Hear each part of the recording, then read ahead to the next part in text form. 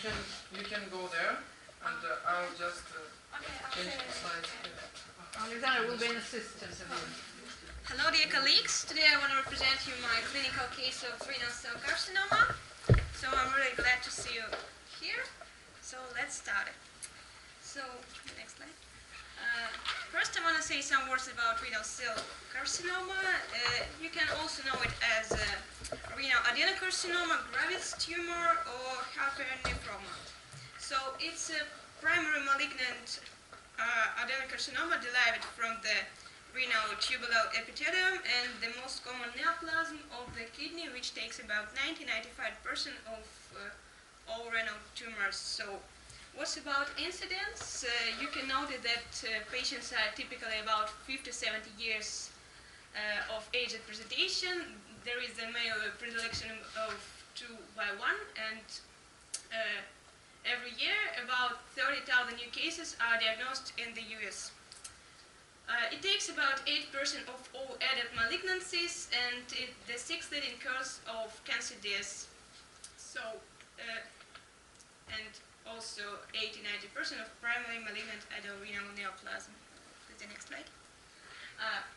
So, what's about risk factors? Risk factors includes obesity, cigarette smoking, dialysis-related cystic disease, treatment with cyclophosphamide, and heavy analgesic use. So, there are some diseases which are associated with renal cell carcinoma, such as tuberous sclerosis and von Hippel-Lindau disease. So, next. Yeah. So, some words about histology. So, there are two main subtypes of renal cell carcinoma. I want to start with the clear cell carcinoma. It's the most spreaded. It takes about 70–80%, and it arises from proximal convoluted tubulars. It has large uniform cells with clear cytoplasm, and it is really highly vasculated, as you can see. So the second type is papillary renal cell carcinoma, which takes about 13–20%, and it arises from distal convoluted tubulars. Can be multifocal or bilateral, and is the mostly common form of dialysis-associated renal cell carcinoma. So the third one is a homophobe renal cell carcinoma, which takes about 5%, and it arises from intercalated cells of collecting ducts, and it's very similar to renal oncocytomas, and it has a best prognosis of all of these types. So, and the last one is the collecting duct renal cell carcinoma. It takes less than 1%, and you can usually see it at younger patients, and it has the worst prognosis among them. So, the next slide. So, what's about clinical presentations? Because of often non-specific clinical manifestation, renal cell carcinoma is usually referred to as the great imitator by clinicians. Presentation classically describes as a triad of macroscopic hematuria, palpable flank mass, and flank pain. So, around 25% of renal cell carcinoma patients will develop paraneoplastic syndrome, which includes hypercalcemia, hypertension, Stafford syndrome, hepatic dysfunction not related to metastasis. Sometimes it's feminization, and sometimes it is limbic encephalitis. The next slide, please. So, I want you to take a look at the TNM classifications, which is usually used by pathologists. The next one. And this is the Robson renal cell carcinoma classification, which is mostly used by radiologists. So there are 4 types of this, and what's interesting about this classification that it's used for staging. So the next slide, please. So staging is incredibly important because of both treatment and prognosis, because it really depends, our tactic really depends on the staging. So, the next slide, please. Some words about imaging modalities. I want to start with the ultrasound because it's very frequently requested to access the renal tract, and it's not sensitive or specific as CT or MRI. Renal cell carcinoma has a widely varying sonographic appearance. It may appear as solid or particulate cystic mass. It may be hyperdense, either dense or hyperdense to surrounding renal parenchyma, and the tumor pseudoculus is usually visualized as a hyperechogenic halo.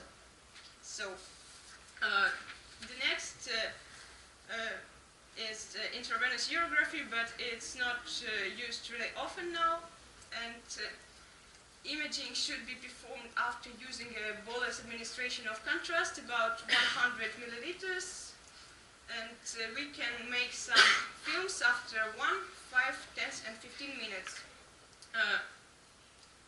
Renal cell carcinoma is typically expensive and appears as a focal bulge extension from the kidney, displacing normal renal structures. So, CT is frequently used to both diagnosis and stages, renal cell carcinoma, and of course, it's the method of choice. So, doing the contrast-enhanced CT, we always see the non-contrastic phase. There are some specific features. Lesions appear of soft tissue attenuation. Larger lesions can have areas of necrosis, and approximately 30% of cases demonstrate some calcifications.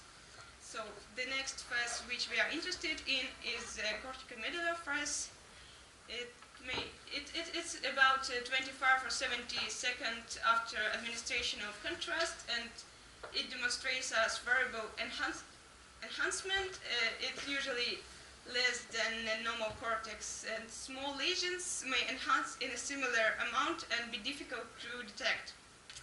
And the clear cell subtype may show much stronger enhancement. Corticomedullary phase is the best for assessing vascular anatomy, and both for renal vein involvement and for arterial variation if particle nephrectomy is being contemplated. The nephrogenic phase, which is from 80 to 100 seconds after administration of contrast, is the most sensitive phase for detection of abnormal contrast enhancement, and the last phase is excretory phase, which is important for assessing the collected system anatomy. So follow-up imaging with CT is always done with the dual phase imaging of the abdomen to maximize the detection of solid organ metastasis. Next is MRI, and actually MRI is not only excellent at imaging the kidney and locally staging tumors, but is also suggested likely histology on the grounds of T2 differences. MRI is usually useful for imaging renal vein and inferior vein cava tumors, tumor thrombus, and rostral extension. So the next slide, please. Some words about differential diagnosis. So the broad differential is essentially that of all renal masses, particularly other renal tumors, and mostly commonly includes the renal tumors, such as renal adenoma, renal alpacetoma, renal lymphoma, and multilocal cystic nephroma. Renal pseudotumors, which are hemorrhagic or complex renal cyst, renal abscess, renal infarct, or hypertrophic column of Bettine. So, and the direct extension of neighboring tumors. Transitional cell carcinoma of the pelvis, adrenal tumors, or retroperitoneal tumors. As the renal cell carcinoma has proven resistant to all the forms of chemotherapy, the mainstay of the therapy is surgery. So radical surgery is the procedure of choice. So the next slide. prognosis can be variable depending both on histological subtype and stage. The papillary variant carries the best prognosis, 5 years survival about 90%, and followed by clear cell renal carcinoma. It's about 5 years survival, about 70%, while collecting dark subtype carries the worst prognosis. So the next slide. So what's definitely about the clinical case? The patient Che, female, 59 years old, was admitted to urology department with complaints on flank pain. So we have some previous ultrasound findings such as neoplasm in left kidney. The patient was sent to Moniki Hospital to verify and follow up. CT scan of abdomen and retroperitoneal space with intravenous contrast enhancement was made. The next slide. So what we have found there. The right kidney.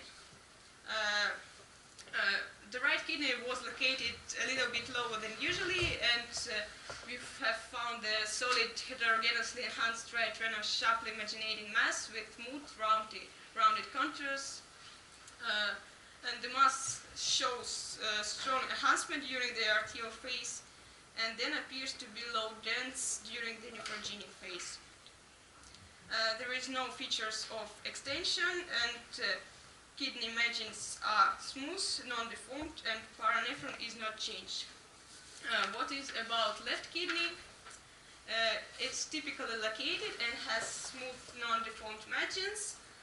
Kidney pelvis of normal size, no concrements, and the examinations reveals 2 cysts in upper lobe of left kidney and 3 parapelvical cysts in the lower lobe. So lymph nodes in the peritoneal space are not enlarged. So the next slide. So here you can see films. It's a native phase. You can see the tumor in the right kidney. As I said, it's round shaped. It looks like solid. I think next slide, please. So what's about arterial phase? We can see that it's really enhanced by the contrast, and the enhancement is not heterogeneous. So that let us say that it could be a clear cell carcinoma. The next, please. And in the nephrogenic phase, you can see that this tumor is low dense. So next. What is impression? It's a typical appearance of right-sided renal cell carcinoma, probably a clear cell carcinoma. We can say definitely only after pathological examination, and resection of right kidney is recommended. So, thank you. Wow, thank you very much. Thank you, Alina. That was very interesting. Brilliant, yeah. It was full of information, and I think did everybody understood the arterial phase, the nephronic phase, and the native phase of probably people will ask what they did not understand, or what Any they questions? would like the speaker to clarify. That would be All right? Yes, please. I want to clarify one thing. You said that there is no effective chemotherapy for carcinoma. But what can you say about sorafenibum? I was in some meeting of urologists, and they said that there are many effective drugs like target For therapy. this particular For this pathology. This particular Pathology, yes. Actually, I'm not sure. I don't have such an information, but as I read, it was about 2014 years of journal of 2014, and there were no information on this. Sorry. Can I try to answer? Maybe I didn't understand, but normally for such kind of tumors that Alina was talking about, the chemotherapy is not indicated. It is always used surgery, and it depends on the type of. It depends on the size of tumor and it depends on where it is located, and depends what other parts of body are involved. For example, today on the, as I remember on the second slide, you could see. Could you please turn on the second slide? I don't know, maybe I'm right or wrong, but I was consulted, and that is very rare case of the invasion in renal veins. You can see with the red stripes, yes. But this type of tumor is not very good. is very malignant, and it may need the chemotherapy. The chemotherapy while metastatic. Yes, with metastatic. But always renal cell carcinoma is not as angry as, for example, bladder cancer or something else. So it is always just needed. It is needed partial nephrectomy. It requires. It requires. Partial. Yeah. But we've got an expert by the way. Yeah. Probably. Does the discussion make any sense? Can you make a comment to explain something about the question about chemotherapy and its effectiveness? Chemotherapy, I can say that we should use CT of chest to to search for metastasis to the lungs. All right. And in this case, chemotherapy would be indicated, you want to say, or no? No. So in this case, Sasha was right, yes? Saying that chemotherapy is not indicated in this. And Robson, do you use only Robson staging? Actually, as I know, that it's more popular among radiologists. That's all I know. More commonly used. Yeah. Popular doesn't suit the Because, context. More commonly used. All urologists have to use Padua. Have you heard? Not really. But always they are not very used with urologists because they just need the picture of where the tumor is located, and just need to understand what access they need and how they should get to kidney, and to find out where are the arteries, renal arteries, and some additional arteries. Typically surgical approach. Yes. All right. What about other questions, people? I'm sure there must Let be me say more. some words also about therapy. So the resection is not a resection, but radical nephrectomy is the method of choice, but there are really lots of different surgical methods, such as cryoablation and resection and etc. So it's not the only way. Depending on this particular patient. Depending on the stage. Actually, depending on the stage, because the stage is the main factor that we look at during the planning of a therapy. When planning this. Semantic, yes, the patient, how, yes. All right. Please. Let me make a comment about chemotherapy. All right. I know that there is no chemotherapy approved for the treatment of renal cell carcinoma, but when it's advanced stage of carcinoma, doctors use another kind of therapy. It's called targeted therapy, sorafenib. So it's not chemotherapy, but it's drugs. All right. Yeah, it makes sense. Yeah. Please get involved in discussion. Alina, it feels boring a little bit. No. She's enthusiastic. Definitely. She wants some questions, maybe, please. Yes, questions or comments, because the discussion seems to be very interesting and just to the point. Right? Anything else to ask? Maybe you have questions? Me? Yeah. No, I've got one, by the way. Okay. So you mentioned some statistics dealing with the situation in the United States. Yeah. So I was going to ask what about the statistics in Russia, concerning the situation in Russia. I think that Alexander would comment it better because he's a radiologist. But, well, not urologist, just student, but the He's question gonna Would be. Would be. You mean the statistics of what? Of morbidity? So was it the first? Was it the first slide or? No. Which slide was it? Do you remember you mentioned the statistics? It was. No. The first one. I think it was the second one. Second yes. slide is statistic. Yeah, over there. So 30,000 new cases are diagnosed annually in the United States. So what about the situation in Russia?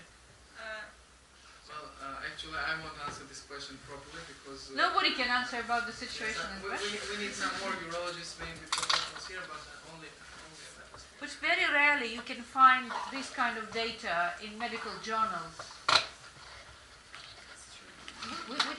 which makes it difficult to compare. An interesting thing for a professional, I think, is to compare the situation, yes, in this country and in other countries. Well, but I still have a question maybe to expert, but is it really the invasion to renal veins, or it's how you think? It's this with these red spikes. This is renal veins. Yes. So what did they do with this patient? That's a good question. Like chemotherapy. It's a quotation, I think, yes? Yeah, it's quotation. From It's someone. very old cold case. Anyway, a lot of very interesting facts, yes, about the pathology and the therapeutic strategies. So, anything else to ask people? Or to Is there anything, information about 3D modelizing of tumors? does it make sense? As I know, in the urology department of our university, they always do a 3D modelizing of all the tumors just to Modeling, 3D, 3D modeling. just to plan the surgery, because it's really easier to make the surgery after you have the 3D model. Anything else? Well, I think there are much people here, but they don't say about oncomarkers and something else. A lot of people, I think, interested in this. Don't you want to ask some questions? Do we have people interested in oncology Yes. and diagnosis? Definitely based on your question, it was clear, that was evident. Anybody else?